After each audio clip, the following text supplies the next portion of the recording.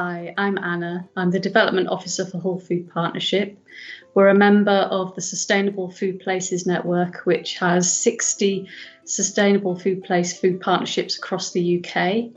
And we've been going since 2016 in Hull. What are you most proud about?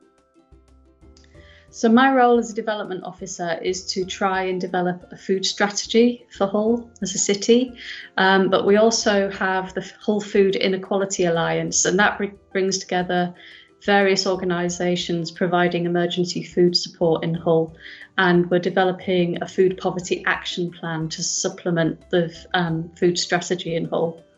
We've been working with a local organisation called The Warren, which works specifically with young people experiencing different kinds of exclusion or hardship.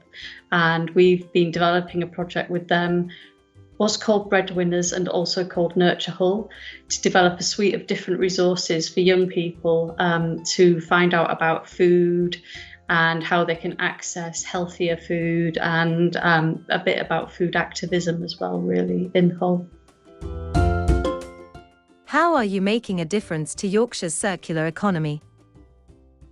So what we do is, because we're a partnership, we're lots of different organisations. So we work across public, private, VCSE and individuals, all working together for the same aims, which is a kind of more healthier, resilient, sustainable food future for not just Hull, but Yorkshire as a whole, and how we can support one another to ensure that we support one another's health, wealth and well-being, essentially, that's kind to people and the environment too.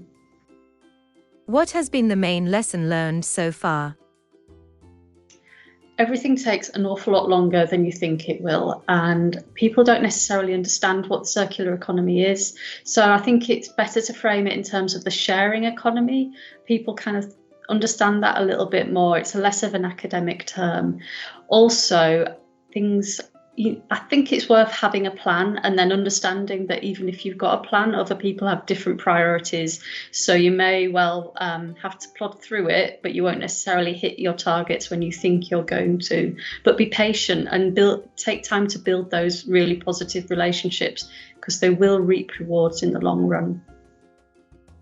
What are your top tips for setting up a circular economy initiative? Do your research, because 9 times out of 10 there will be something very similar to what you're doing that already exists. You just don't know about it. And the strength in numbers, really. People, if you're working together rather than setting something entirely upon your own, people might get a bit resentful and think you're coming in on their patch, if you know what I mean. So it really does reap rewards if you connect with people, and partnership working is one of the ways of doing that. But also talk to your local CVS, because they can be a great resource for finding funding, free training, how to set yourselves up legally, that kind of thing. I really would recommend it. And also get your local councillors on board, because they can unlock resources for you as well through specific pieces of funding they might have available, or just connecting you with the right people too.